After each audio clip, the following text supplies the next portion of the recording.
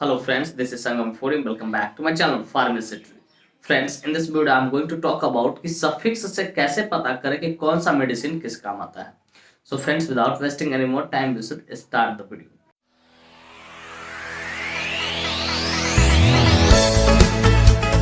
Friends, यह video ना सिर्फ जानकारी के उद्देश्य से बनाया है. इस वीडियो को देखने के बाद कोई भी मेडिसिन आप खुद से इस्तेमाल न करें, कतई सेल्फ मेडिकेशन न करें. Friends, actually I don't support self medication at all. So before taking or using any medicine, you must consult your doctor. कोई भी दवा लेने से पहले या इस्तेमाल करने से पहले आप अपने डॉक्टर से एक बार जरूर कंसल्ट करें. तो फ्रेंड्स, चलिए वीडियो की शुरुआत करते हैं. फ्रेंड्स, आज का हमारा टॉपिक है कि सफिक्स से कैसे पता करें कि कौन सा मेडिसिन किस काम आता है. फ्रेंड्स, इससे पहले मैंने 2 वीडियो बना रखा है, पार्ट 1 पार्ट 2 करके. आप उस वीडियो को पहले देखिए, तब जाके इस वीडियो को देखिएगा तो आपको और अच्छे से और शानदार तरीके से समझ में आएगा कि सफिक्स से कैसे पता करें कौन सा मेडिसिन किस काम आता है. तो फ्रेंड्स, यह वीडियो बहुत ही ज्यादा इंटरेस्टिंग, बहुत ही शानदार होने वाला है, क्योंकि इसमें बहुत ज्यादा इन्फॉर्मेशन मैं आपको प्रोवाइड करवाने वाला हूं. तो फ्रेंड्स, चलिए वीडियो की शुरुआत करते हैं. फ्रेंड्स, पहले हम लोग समझ लेते हैं सफिक्स क्या होता है. हालांकि मैं सेम एग्जांपल दूंगा जो कि इससे पहले वाले वीडियो में दिया हूं, ताकि आपको अच्छे से समझ में आ जाए. एक बार देखिए, आप क्लियर हो जाओ चीजें. तो फ्रेंड्स, सफिक्स कहने का अर्थ होता है कोई भी वैसा वर्ड जिसके अंत में कुछ स्पेलिंग लगकर, लेटर लगकर, कुछ लेटर लगकर उसके मीनिंग को चेंज कर देता हो. ठीक है, तो उसे हम लोग सफिक्स बोलते हैं. सिंपली समझो, किसी वर्ड के अंत में लगने वाले लेटर को हम लोग क्या बोलते हैं? सफिक्स बोलते हैं. जैसे एक वर्ड मैंने लिया फ्रेंड. फ्रेंड मतलब क्या होता है? दोस्त. अगर उसी फ्रेंड के अंत में हम एलवाई जोड़ते हैं तो क्या हो जाएगा? फ्रेंडली. फ्रेंडली कहने का अर्थ होता है कि दोस्त जैसा व्यवहार करने वाला, लेकिन दोस्त नहीं. तो हमें ये इंग्लिश का हिंदी नहीं समझना, हम सिंपली समझते हैं कि ये जो एलवाई लास्ट में लगा उसी को सफिक्स बोलते हैं. ठीक उसी प्रकार जो इतने भी मेडिसिन होते हैं उसका जो साल्ट नेम होता है, ठीक है, उसके अंत में लगे सफिक्स से आप पता कर सकते हैं कि ये मेडिसिन किस काम आता है. तो फ्रेंड्स, आप अपना नोटबुक निकालिए और पहला पॉइंट में नोट में लिखेगा कि फ्रेंड्स, हम किसी भी मेडिसिन के साल्ट नेम के अंत में लगे सफिक्स से पता कर सकते हैं कि यह मेडिसिन किस काम आएगा. तो फ्रेंड्स, चलिए अब वीडियो की शुरुआत करते हैं. तो फ्रेंड्स, नंबर 1 है, अगर किसी मेडिसिन के साल्ट नेम के अंत में सफिक्स के तौर पर सेट्रॉन लिखा मिले या सेट्रॉन लगा मिले तो समझ लीजिए कि उस मेडिसिन का इस्तेमाल नोजिया वोमिटिंग को ठीक करने के लिए किया जाता है. कि उल्टी वगैरह अगर ज्यादा ठीक हो रहा है, ठीक है, तो उसको ठीक करने के लिए इसका इस्तेमाल किया जाता है. मैंने क्या बोला, थोड़ा सा फोकस कीजिएगा कि अगर किसी मेडिसिन के साल्ट नेम के अंत में सफिक्स के तौर पर सेट्रॉन लिखा रहे तो समझिए कि उस मेडिसिन का इस्तेमाल नोजिया वोमिटिंग को कंट्रोल करने के लिए किया जाता है. जैसे आपने नाम सुना होगा ओंडन सेट्रॉन, ग्रैनीसेट्रॉन, पालोनोसेट्रॉन, आपने नाम सुना होगा. अब जल्दी सिंपली अगर किसी को नोजिया वोमिटिंग थोड़ा बहुत हो रहा है, ठीक है, उल्टी लेखा मन कर रहा है, तो आप ओंडन टैबलेट का नाम आपने सुना होगा. उसमें बेसिकली ओंडन सेट्रॉन होता है. क्या होता है? ओंडन सेट्रॉन होता है. तो इसको आप दे सकते हो. उससे थोड़ा सा ज्यादा परेशानी कर रहा है तो आप इस ग्रांडेम दे सकते हो. ग्रांडेम टैबलेट दे सकते हो जिसके अंदर क्या होता है? ग्रैनीसेट्रॉन. अगर कुछ हायर लेवल का नोजिया वोमिटिंग हो रहा, कंट्रोल नहीं हो पा रहा, ठीक है, तो वहां पे आप पालोनोसेट्रॉन दे सकते हैं. जैसे पालोनॉक्स के नाम से आता है, फिर आपको क्या आता है? थेमिसेट 75 mg के नाम से आता है. तो फ्रेंड्स, मैं उम्मीद करता हूं कि ये बातें आपको अच्छे से समझ में आए कि अगर किसी मेडिसिन के सॉल्ट नेम के अंत में सफिक्स के तौर पे सेट्रॉन लिखा मिले, आप समझिए कि उस मेडिसिन का इस्तेमाल किसके लिए किया जाता है? नोजिया वोमिटिंग को ठीक करने के लिए किया जाता है. फ्रेंड्स, मैं उम्मीद करता हूं कि ये बातें आपको अच्छे से समझ में आ गई. फ्रेंड्स, चलिए आगे बढ़ते हैं. सेकेंड पॉइंट हमारा, फ्रेंड्स, अगर किसी मेडिसिन के सॉल्ट नेम के अंत में सफिक्स के तौर पर CIN मतलब सिन लिखा मिले तो समझिए कि वह मेडिसिन फ्लोरोक्विनोलोल्स या सीधे शॉर्ट में आप कह सकते हैं क्विनोलोल्स एंटीबायोटिक कैटेगरी से बिलोंग करता है. और ये एक प्रकार का एंटीबायोटिक होता है जिसका इस्तेमाल बैक्टीरियल इन्फेक्शन को ठीक करने के लिए किया जाता है. अगर आपके बॉडी में किसी प्रकार का बैक्टीरिया का इन्फेक्शन हो गया तो उसको ठीक करने के लिए इस सारे मेडिसिन का इस्तेमाल किया जाता है. मतलब जिस मेडिसिन के सॉल्ट नेम के अंत में क्या लिखा मिले? सिन, SCIN लिखा मिले. क्या मिले? CIN लिखा मिले. समझिए को क्या है? क्लोरोक्विनोल्स कैटेगरी का एंटीबायोटिक है. बस इतना समझ. और इसका इस्तेमाल क्या करता है? बैक्टीरियल इन्फेक्शन को ठीक करने के लिए किया जाता है. जैसे आप CBC करवाते हैं, WBC काउंट थोड़ा बहुत बढ़ा मिले तो समझिए कि यहाँ पे बैक्टीरियल इन्फेक्शन, वैसे बैक्टीरियल इन्फेक्शन को ठीक करने के लिए ये क्विनोस ग्रुप के एंटीबायोटिक का इस्तेमाल किया जाता है. तो फ्रेंड्स, चलिए कुछ एग्जांपल्स को देखते हैं. नंबर 1 आपने देखा अफ्लॉक्सासिन. क्या आपने नाम सुना होगा? अफ्लॉक्सासिन, लिवोफ्लॉक्सासिन, मॉक्सीफ्लॉक्सासिन, आपने नाम सुना होगा। चलिए मैं कुछ ब्रांड बताता हूँ, जैसे जेनफ्लॉक्स, आपने नाम सुना होगा। जेनफ्लॉक्स के अंदर क्या है, बेसिकली क्या है, और फ्लॉक्सासिन ही है जेनफ्लॉक्स के अंदर। जेनफ्लॉक्स 200 के नाम से आता है, आप देख लीजिएगा ब्रांड, ठीक है।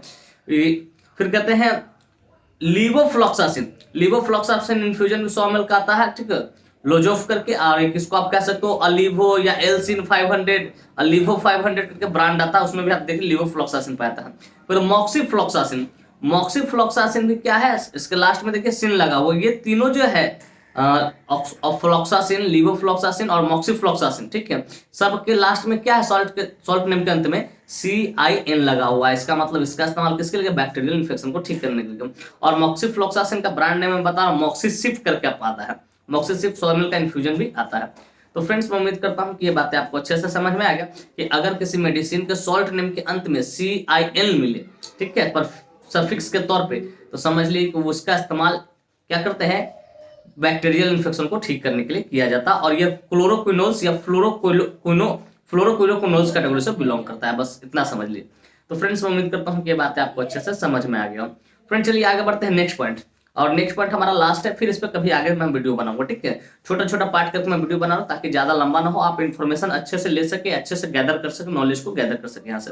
तो फ्रेंड्स नेक्स्ट हमारा, अगर किसी मेडिसिन के सॉल्ट नेम के अंत में, ठीक है, सॉल्ट नेम के अंत में सफिक्स के तौर पे OLOL मिले, ठीक है, जिसको लोल भी आप कह सकते हो, OLOL, या सीधे लोल कहो आप, ठीक है, LOL लिखा मिले, तो समझ लीजिए कि उस मेडिसिन का इस्तेमाल, ठीक है, palpitation, heart related chest pen और एरिथीमिया और बीपी को कम करने के लिए किया जाता है। सिंपली समझिए कि अगर हार्ट रिलेटेड चेस्ट पेन हो रहा है, चाहे घबराहट बेचैनी हो रहा है, पाल्पिटेशन हो रहा है, ठीक है, दिल ज्यादा जोर से धड़कने लग रहा है, ठीक है, उसके बाद एरिथीमिया हो रहा है, तो उसको ठीक करने के लिए इसका इस्तेमाल किया जाता है।